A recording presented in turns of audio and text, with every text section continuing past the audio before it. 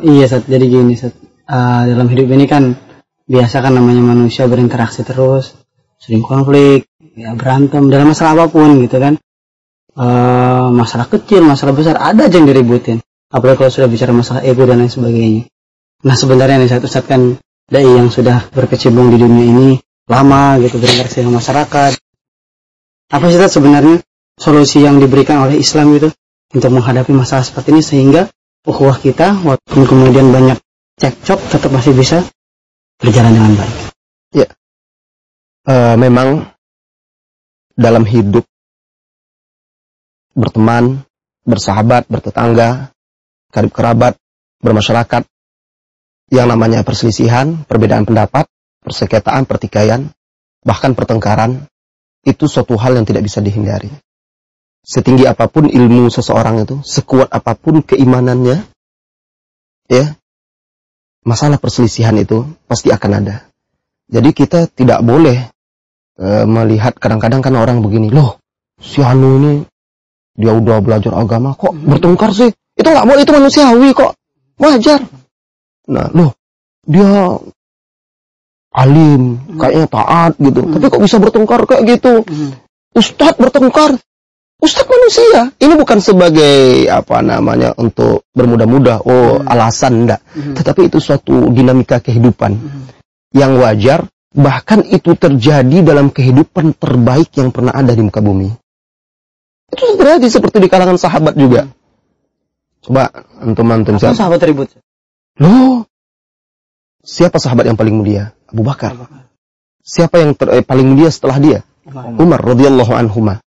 Nah, beliau ini orang yang paling, keduanya ini radhiyallahu anhuma, orang yang paling dekat dengan Nabi sallallahu alaihi wasallam, orang yang paling kuat keimanannya, tidak pernah berpisah dengan Nabi sallallahu alaihi wasallam. Seringkali di dalam hadis Bukhari itu ada disebutkan. Seringkali Rasulullah sallallahu alaihi wasallam mengatakan, dakhaltu ana wa Abu Bakar wa Umar. Kharajtu ana wa Abu Bakar wa Umar. Sering itu. Saya masuk bersama Abu Bakar dan Umar. Saya keluar bersama Abu Bakar dan Umar. Menggambarkan begitu dekatnya hubungan dua sahabat ini. Dan otomatis ilmu mereka, ketakwaan, keimanan mereka sangat tinggi dan paling tinggi setelah para nabi dan rasul alaihi wassalatu wassalam. Namun begitu ternyata kehidupan mereka itu juga tidak lepas seperti yang kita rasakan. Ada pertengkaran. Bahkan di antara mereka berdua, siapa yang tidak tahu mereka? Terjadi pertengkaran, perselisihan. Mungkin kalau kita membaca kisah mereka, ada riwayat-riwayat tentang perselisihan antara kedua sahabat yang mulia ini, kadang-kadang kita juga jadi tertegun, merenung. Ternyata kehidupan mereka itu kehidupan yang manusiawi. Sehingga bisa kita jadikan contoh dan teladan. Bisa untuk kita terapkan. Karena kehidupan mereka itu bukan kehidupan malaikat. Nah, jadi sesuatu yang manusiawi, yang mungkin juga ada di zaman kita dan bisa kita contoh bagaimana mereka menyelesaikan permasalahan-permasalahan itu. Nah, jadi gini ceritanya. Jadi, kisah ini diceritakan oleh sahabat Abu Darda ini. Ya. Nah, jadi waktu itu Abu Bakar dan Umar radhiyallahu anhuma sedang berbincang. Kemudian terjadi pertengkaran. Itu hanya perbincangan, memang tidak disebutkan di situ apa tema perbincangan mereka. Tapi yang jelas terjadi pertengkaran sehingga fa'aghdaba Abu Bakrin Umar. Sehingga Abu Bakar menyebabkan Umar marah. Ini pertengkaran masih cekcok mulut atau cekcok mulut? Oh, baru cekcok mulut. Cekcok mulut, tidak sampai fisik ya. Jadi cekcok mulut, tapi Umar ini sifat beliau ini ada salah satu sifat beliau dijelaskan oleh para ulama itu fihi hiddah. Hiddah ini agak cepat naik gitu ya. Dan ya, seperti itulah. Dan Abu Bakar ini waktu itu melontarkan kata-kata yang membuat Umar radhiyallahu anhuma naik pitam, marah. Nah, saking marahnya Umar pergi meninggalkan Abu Bakar. Nah, di sini ada sebuah pelajaran juga. Terkadang ketika kita sedang bertengkar dengan teman kita, kalau kita masih berada di tempat itu, besar kemungkinan akan terjadi hal yang lebih parah lagi. Kadang ada baiknya kita tinggalkan dahulu biar menenangkan suasana. Nah, Umar tinggalkan. Abu Bakar radhiyallahu anhu ini luar biasa. Beliau sadar telah menyakiti Umar. Nah, beliau menyesal langsung. Melihat Umar pergi dengan marah, Dia menyesal. Dan posisi beliau sebagai manusia paling baik, lebih tua daripada Umar loh. Iya, betul. Dan paling mulia. Kedudukannya paling dekat dengan Rasulullah SAW. Itu diakui oleh semuanya. Ijma' itu. Namun tidak menghalangi beliau untuk meminta maaf. Subhanallah. Dikejarnya Umar. Untuk apa? Untuk minta maaf. Terus dia berusaha agar Umar ridho. Umar nggak mau. Dia masih menyimpan rasa marah gitu. Tidak mau. Pergi ke rumahnya. Dikejar oleh Abu Bakar. Abu Bakar berusaha minta maaf. Perhatikan ini. Di sini ada pelajaran tawadhu. Subhanallah. Dia tidak merasa siapa dia. Kok saya pula yang minta maaf. Umar Lebih muda. Ilmunya juga di bawah saya. La ilaha illallah. Kan kadang sering kita seperti itu yang membuat permusuhan atau pertengkaran yang kecil menjadi besar. Kita memandang rendah orang itu. Mentang-mentang kita lebih tua, mentang-mentang kita gelarnya lebih tinggi, gelar, LC, MA, doktor mungkin, atau lain sebagainya. Atau merasa kita udah belajar di tempat yang lebih ini, kita merasa lebih ini. Jadi kita akhirnya menjaga ego kita akhirnya tidak ada titik temu. Sehingga terjadi jurang antara dua orang bersaudara. Nah, tidak demikian dengan sahabat Abu Bakar ini. Subhanallah. Pergi dia. Dikejarnya. Umar yang marah, masuk rumah, langsung ditutupnya pintu. Pap! Tidak diterimanya Abu Bakar. Allahu Akbar. Jadi, kalau Anda menemukan salah seorang saudara Anda bertengkar, kok dia emosi, jangan dulu memandang rendah dia. Jangan memandang negatif dulu lah. Ini sahabat ini. Kok bisa gitu ya? Abu Zubair. Ustadz padahal begini. Memangnya kenapa Ustadz? Ini Umar. Yang dihadapinya Abu Bakar. Nah, tapi apa yang terjadi? Umar walaupun dia menutup pintu di hadapan Abu Bakar, dia tidak terima. Di dalam itu dia merenung. Dia muhasabah. Dia berpikir, kenapa saya seperti ini kepada Abu Bakar? Dia ini siapa? Dia Syekhul Muslimin. Orang yang dituakan. Nah, ada penyesalan dia. Sementara Abu Bakar, ketika dilihatnya tidak ada titik temu, dia cari cara lain. Dia harus minta maaf. Akhirnya pergi dia cari Rasulullah SAW. Dia adukan masalah itu bukan mengadukan Umar, minta carikan solusi. Karena dia tetap tidak tega dia gimana. Dan subhanallah, ulama-ulama salafus saleh dahulu dan ulama-ulama mengikuti mereka itu, mereka sekecil apapun kesalahan itu tidak rela mereka menyimpan terhadap saudaranya. Subhanallah, ada kisah yang menakjubkan juga ini. Imam Bukhari rahimahullahu taala. Kita beralih sedikit ini ceritanya nih. Imam Bukhari itu pernah dia ketika itu di majelis tahditsnya dia menyampaikan hadis. Ada salah seorang muridnya buta nih. Muridnya buta. Kalau orang buta itu kadang kan tingkahnya aneh-aneh. Kadang kalau kita melihat bisa ketawa. Nah, Imam Bukhari rahimahullah ketika membacakan hadis itu dilihatnya muridnya itu, kemudian dia tersenyum melihat muridnya itu. Imam Bukhari sambil baca, dilihatnya tingkah muridnya itu, tersenyum dia. Apa yang terjadi? Setelah majelis tahdits itu, Imam Bukhari menemui murid itu dan minta maaf. Sebabnya? Minta keridhaan. Kenapa? Apa kata dia? Muridnya pun heran. Minta maaf untuk apa? Tadi waktu saya membacakan hadis, saya melihat tingkah kamu dan saya tersenyum melihat itu. Dan setakut itu sebuah senyuman yang melecehkan, memandang rendah. Jadi dia minta keridhaan. Menangis murid itu apa yang harus saya ridhokan? Semuanya halal untuk wahai imam. Artinya ketakwaan mereka itu waro itu menyebabkan mereka itu tidak segan untuk meminta maaf. Dan murid tadi tidak tahu juga. Tidak tahu, murid dia lagi. Nah, ini keteladanan yang luar biasa. Kembali kepada Abu Bakar dan Umar radhiyallahu anhuma, salafun salih. Nah, Abu Bakar sampai dan bercerita kepada Rasulullah sallallahu alaihi wasallam. Umar menyesal dan cepat dicarinya Abu Bakar. Takut dia. Begitu. Jadi kita boleh bertengkar, boleh berselisih. Tetapi kita bertengkar dengan siapa? Saudara kita, sesama mukmin. Iya kan? Pengikut Nabi Muhammad SAW. Satu manhaj, satu akidah. Kenapa kita harus pendam? Baiklah, kita tidak akan sehebat Umar bin Khattab yang keimanannya kuat. Atau seperti Abu Bakar yang ketika salah langsung menyesal. Umar juga. Tapi kan Rasulullah sudah berikan kita waktu 3 hari. Kalau mereka langsung keliru, langsung sadar. Kita mungkin tidak bisa masih. Egonya masih tinggi. Ada kesempatan kan 3 hari. Tapi jangan sampai bertahun-tahun, berbulan-bulan. Iya kan? Ini teladan kita. Anggaplah, saya kan tidak Umar, saya tidak Abu Bakar. Baik, tapi Rasulullah SAW kan sudah berikan kita kesempatan untuk berpikir, merenung. Untuk apa kita simpan dendam itu? Sekarang ini saat kaum muslimin, umat Islam membutuhkan persatuan. Apalagi orang-orang yang satu manhaj. Di mana-mana kaum muslimin ini sedang dikelilingi, sedang diintai, sedang diterkam, dimangsa oleh musuh-musuhnya, baik orang-orang kafir yang asli ataupun orang-orang munafikin seperti Rafidhah dan lain sebagainya.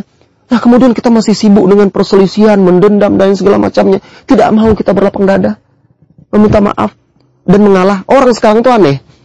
Dia menganggap kalau kita mengalah itu hina. Kalah. Kok saya rendah, kok saya mengalah? Hina saya. Abu Bakar bahkan dengan mengalah, memaafkan itu semakin mulia dia. Akhirnya dendam 7 turunan itu carok nanti jadi 7 turunan. Nggak boleh. Jadi akhirnya Umar cari ke rumahnya. Dia tanya kepada keluarga Abu Bakar, "Asamma Umar? Apakah di sana Asamma Abu Bakrin? Apakah di sana ada Abu Bakar?" Tidak. Dicarinya sampai dia akhirnya pergi ke masjid.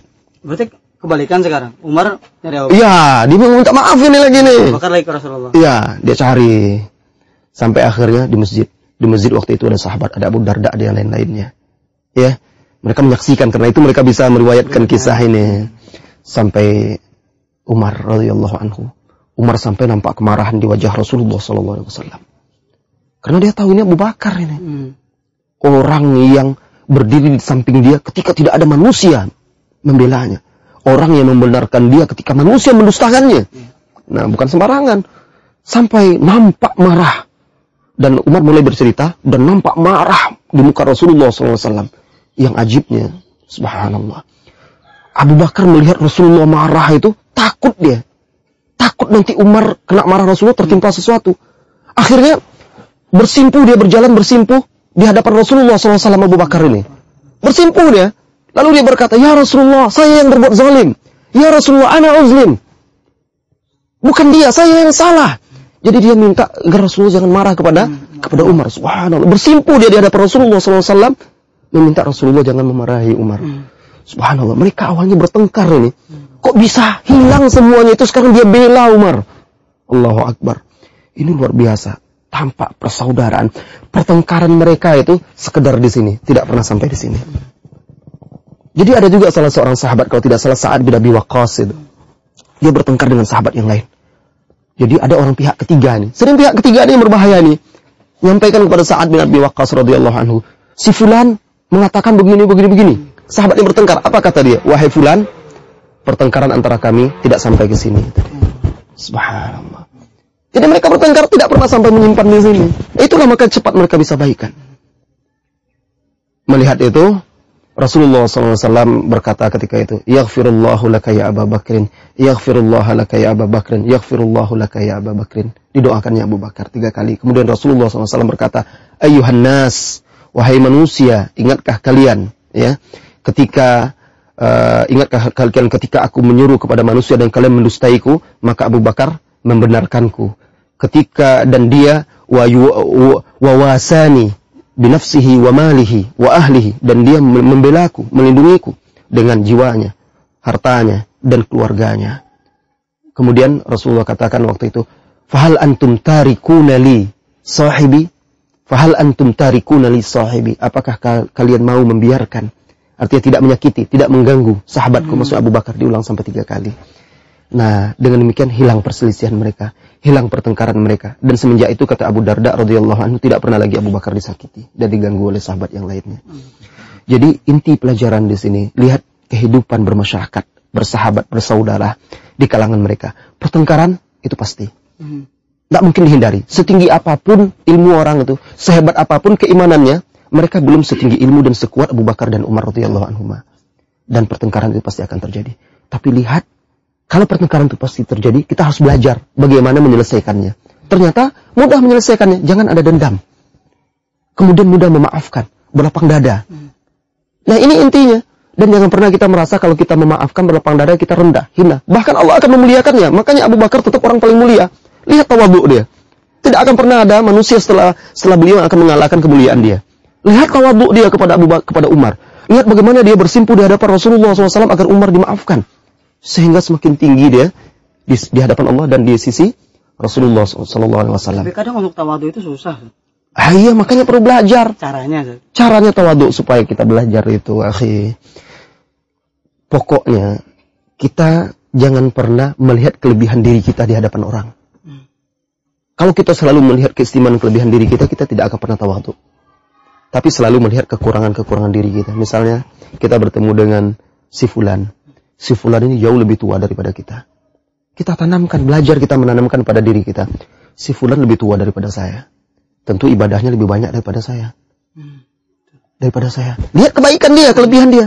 Saya umur saya baru sekian. Baru sedikit saya ibadah. Dia udah banyak. Udah banyak berjuang. Udah banyak beramal. Udah banyak berinfak dan lain sebagainya. Dia lebih baik daripada saya. Kenapa saya harus menyombongkan diri? Kalau ternyata dia lebih muda daripada kita. Lihat diri kita lagi, lihat keburukan kita. Yang kelebihan kita. Saya lebih tua daripada dia. Lebih dulu hidup, pasti banyak dosa saya daripada dia. Saya lebih dahulu bersalah. Umur saya lebih banyak, tentu lebih banyak dosa saya, salah saya. Apa hebatnya saya? Dosa dia lebih sedikit daripada saya kan? Dia lebih baik daripada saya. Jadi jangan beri kesempatan untuk sombong pada hawa nafsu itu. Lihat terus kekurangan-kekurangan diri itu. Nah, dengan itu, kalau selalu kita berusaha seperti itu, muhasabah, introspeksi diri, dan memohon kepada Allah tentunya ya, akan agak beri hidayah dan bimbingan. InsyaAllah akan diberi taufik oleh Allah Subhanahu wa Ta'ala agar bisa tawadhu. Nah, itu pelajaran yang luar biasa yang jarang dipelajari oleh kita. Kita belajar macam-macam ya, tapi akhlak mereka, akhlak sahabat ini, bagaimana kehidupan mereka yang seperti itu jarang diangkat. Sehingga kita haus dengan hal-hal yang seperti itu. Yang seperti itu, walaupun itu seperti hanya ada dalam kisah-kisah di zaman sekarang, tetapi dengan sering kita mendengarkan itu, mempelajari, mengajarkan, akhirnya akan tertanam. Dan kita berusaha untuk mencontoh dan meneladaninya. Mudah-mudahan bincang-bincang yang singkat ini bisa memberikan pelajaran pada diri kita masing-masing, insyaAllah. Afwan, insyaAllah. Saya mau bertanya ini, Ustaz. Masalah hadis Rasulullah yang menjelaskan tentang batasan kita tidak melebur 3 hari itu, Ustaz. Iya. Seandainya kita setelah bertengkar, terus kita jalan kan jauh, Ustaz. Perjalanan jauh mungkin udah apa? Iya.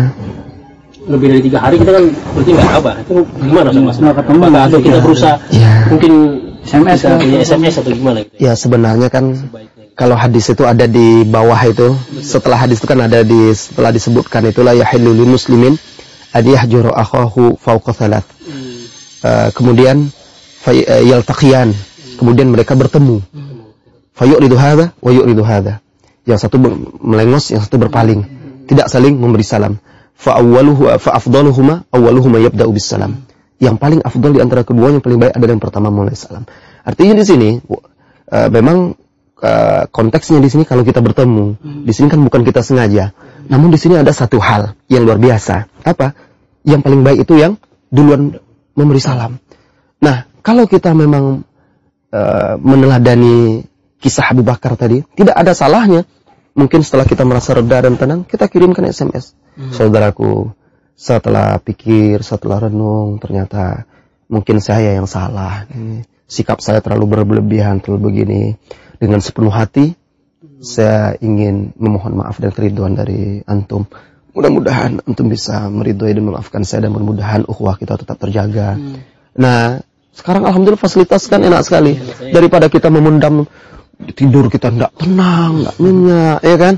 Nah, mungkin seperti itu bisa jadi solusi. Kita masih bertemu dia kan, nomor dia ini gimana? Iya. Nah, kita kirimkan seperti itu permohonan maaf kita. Nah. Dan kadang-kadang memang mungkin kita berada di pihak yang benar ya dalam satu permasalahan. Tapi kita tidak perlu menjaga ego kita. Kebenaran itu kita pegang, tapi bukan berarti kita harus mempertahankan ego kita. Akhirnya kita tidak mau bertegur sapa. Nah, ini tetap tidak apa-apa. Kita mengalah. Kita yang menegur dia, kita yang menyapa dia, kita menanyakan kabar dia. Ya, tidak ada masalah. Nah, yang seperti itu, bahkan dengan seperti itu, insya Allah, Allah akan berikan yang lebih baik kemuliaan di hadapan Allah dan di dunia. Seperti dalam kita Abu Bakar dan Imam Bukhari ya? Iya. Langsung. Iya, betul-betul. Imam Bukhari itu. Nah. Berarti, apalagi kalau sekarang bicara generasi muda kan, sering banget tawuran segala macam dalam kategori dengan saya. Iya. Berarti kiranya perlu saatnya diceritakan yang seperti ini. Iya, kalau yang seperti itu sebenarnya anak-anak muda sekarang, karena mereka kering didikan-didikan terbiah Islamiyah yang betul-betul mengajarkan, mengenalkan mereka kepada akhlaqus salafus saleh. Kekurangan contoh. Iya, kekurangan contoh, dan mereka mungkin tidak kenal salafus saleh. Siapa? Iya, mereka tidak tahu siapa yang harus mereka contoh, yang mereka tiru dan teladani. Nah, kita harus sering-sering mengangkat kisah-kisah. Dan kita harus tahu juga, bercerita, berkisah itu salah satu metode Al-Quran untuk berdakwah, dan itu akan banyak manfaat kisah itu, membuat kita semakin istiqomah. Ya kan? Ada setelah Allah perintahkan, Allah katakan di dalam surat Yusuf itu, nahnu naqussu 'alaika amba'ahum itu kan. Kemudian ada situ disebutkan juga di ayat lain, linutsabbita bihi fuadak, agar kami meneguhkan dengan kisah-kisah itu hatimu. Nah, jadi bisa seperti itu, bisa penggugah, bisa juga sebagai motor yang menggerakkan kita untuk bangkit, dan banyak sekali faedah-faedah. Yang penting kisah itu tentu kisah yang sahihah ya, dan bisa dipertanggungjawabkan. Baik, insyaallah lain kali kisah-kisah lain kita bisa cerita-cerita lagi, kita lanjutkan. Harus sering-sering insyaallah. Muda-muda ini muda.